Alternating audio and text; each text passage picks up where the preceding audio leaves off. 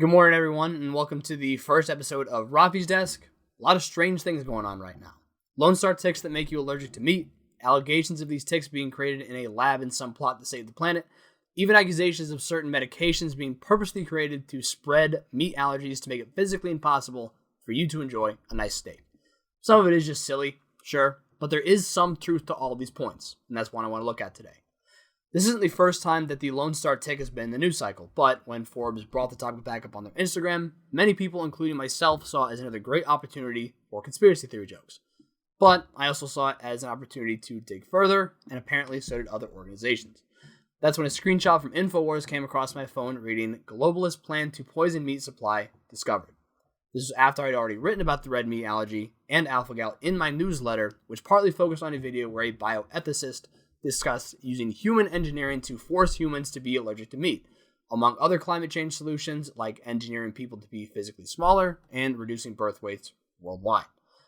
Here's Matthew Lau in his own words. Climate change is a really big problem. We don't really know how to solve it. But it turns out that we can use human engineering to help us address climate change. So I'll give two examples. So one is that people eat too much meat, right? And if they were to cut down on their consumption on meat, then it would actually really help the planet.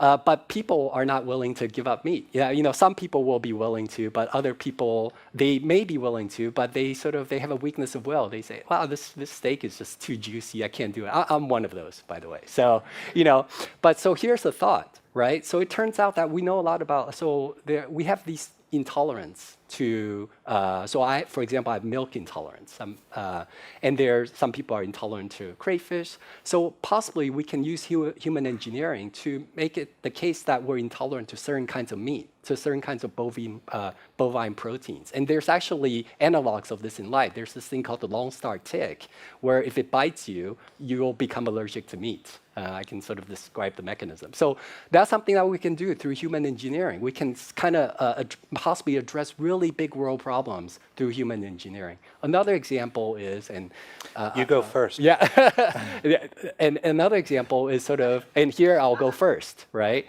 You'll see that I'm the smallest person here, right? And Amy's the smallest person. So it turns out that the larger you are, think of the lifetime greenhouse gas emissions that are required to the energy that's required to transport larger people rather than smaller people, right? But if we're smaller just by 15 centimeters, right? That's a mass, I did the math, and it's about mass reduction of 25%, which is huge. And 100 years ago, we were all on the average smaller, exactly about 15 centimeters smaller. Right? So think of just the, lifetime greenhouse gas emissions if we had smaller children, right? And so that's something that we could do through some human engineering. While the line of thought is alarming, it's just some egghead from years ago trying to push the boundaries of viable solutions to climate change. A nerd shock jock. But then things start to get weird. A new report from Harvard Law School found that the next COVID-like pandemic could spring from the U.S. meat supply, citing a lack of regulation and frequent interactions between humans and animals. A fair point made on page 12 of the report is that there is no single unified federal or state authority responsible for the prevention, detection, and regulation of the zoonotic diseases specifically. Different agencies like the Department of Agriculture, Department of Interior, Commerce, Fish and Game all oversee specific animals depending on their classifications, like are they livestock, wildlife, marine life, or companion animals. But some animals, like minks, which are also subject to farming, do not fall perfectly into some of these categories, which leads to oversight simply not happening because it's not clear whose duty it actually is. Therefore, it's no one's sole job to be looking for diseases in all animals before it becomes a problem. That's the point being made.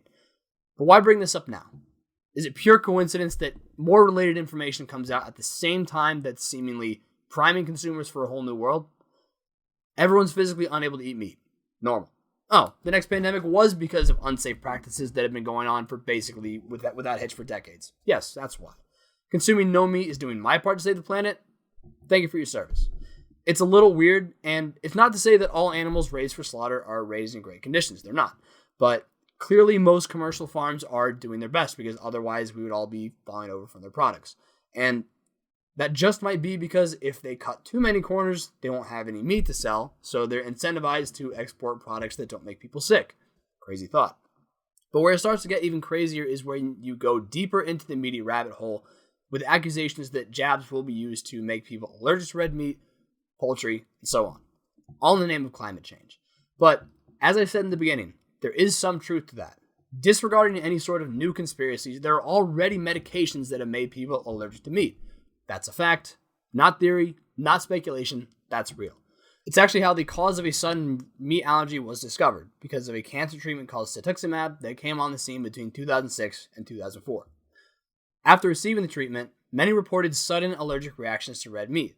The only other times this allergy was reported were incidents connected with the sugar, alpha-gal, which was later found to be transferred by the bite of the Lone Star tick.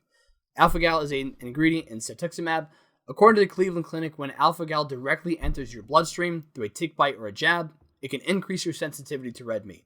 This later leads to the body creating a severe autoimmune response that kicks in when you consume products with alpha-gal, like red meat or certain medications. The CDC's website lists non-food products that may contain alpha-gal, which includes gelatin, glycerin, and bovine extract. Why is that relevant? It's relevant because this is where the biggest, and some would say the craziest conspiracy theory comes into play, claiming that the Pfizer and Moderna COVID-19 vaccines contain a bovine protein that creates an autoimmune response in those that take the shot so that many can no longer eat beef. Now, some anecdotal evidence. I took the first Pfizer jab, no boosters because fully once, right? But I did not develop a meat allergy afterwards. This claim seems to be based on the CDC's own list of vaccines that may contain alpha-gal, in which neither the Pfizer or Moderna vaccines appear on. Specifically, the bovine extract does appear in some of the listed vaccines, but again, not the COVID vaccines. The COVID vaccine / meat allergy connection comes from two separate incidents that InfoWars found. One showing alpha-gal as a possible cause of shingles after a zoster vaccine, and one incident where herpes zoster, which is shingles, came up as a side effect of a COVID booster shot. So, from what I understand, this is mainly showing that the alpha-gal from a vaccine can have the same effect as getting it from a Lone Star tick bite. And I think it may be going a little far for now, saying that the COVID shots cause a meat allergy. But I will point out that the second example was about the booster shot, which I did not take, so I don't have any anecdotal evidence for that. But it does make you wonder. Clearly, there are powerful people, organizations, and companies with little regard for your personal choice, and these people are capable of putting something like alpha-gal in safe medications. They already have. We know that for a fact, not with any malicious intent, to our knowledge.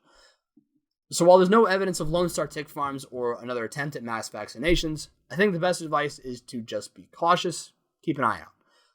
I wouldn't be surprised if there is a new lockdown-worthy plague that came from our meat farms. I'm not going to go too crazy quite yet, especially seeing as I don't really have any solutions for us rather than to just pay attention. Just something to consider this week. That's all I have for today. Hope you all have a great Sunday and a banger week. Until next time.